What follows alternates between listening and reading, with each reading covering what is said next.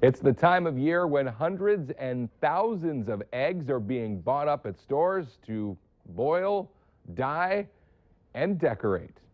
The Valley Today's Christy Larson is joining us live from Unglued in downtown Fargo, where it's not just the old-fashioned dye that you can use to decorate your Easter eggs. There's lots of great new, as Christy would say, fancy ideas as well. Christy? Yeah, that's right, Kyle. I do like to be fancy, and instead of just doing regular dye, we've added maybe some temporary tattoos or other things.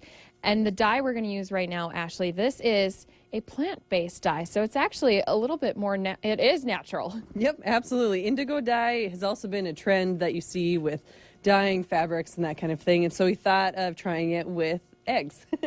And so we sell these little kits here that you can do a smaller batch. Otherwise, you can buy a larger batch indigo dye at craft shops. You can just apply different things like rubber bands onto your eggs. This is called a shibori way. It's a Japanese way of doing dye with indigo.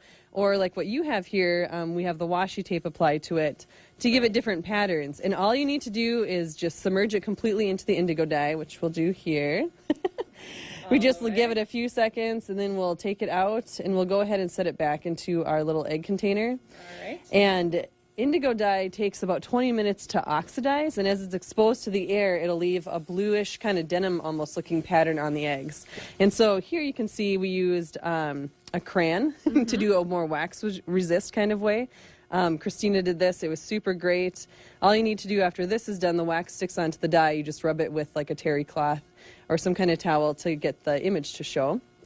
And then you'll have this really cool plant-based way of doing it. And the dye will keep for about 2 weeks, so you can do other kinds of experiments with it, with napkin dyeing or that kind of thing too. Yeah, and you do need to wear gloves with this too, because you don't want to dye your hands. And then also quickly too, I mean, you can also put some gold leaf paint onto an egg as well, which I know you love gold. I know, I'm totally addicted to gold leafing.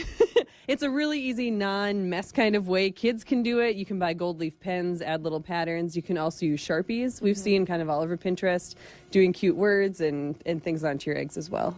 I mean, there's so many different ideas, and Kyle, I know that you're probably taking notes over there about some. I saw that you might have been dyeing eggs the other day, so if you still have some more, here's a couple other ways. And two, we do have a link on our hot button to go look at Unglued's Pinterest page. They have a lot of these tips and different directions up on there as well. Always so much fun for the entire family. Christy Larson reporting live this morning in downtown Fargo, talking about fancy ways to decorate up for Easter this weekend.